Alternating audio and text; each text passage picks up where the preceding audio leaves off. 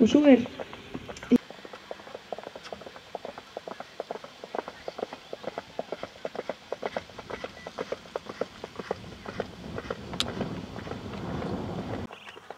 einhvern tímann í kvöld. Það einhvern tímann í kvöld, held ég.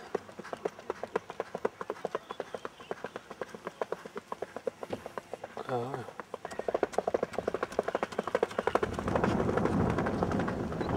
Hækkaði feteinkunn úr 6 í 6,5.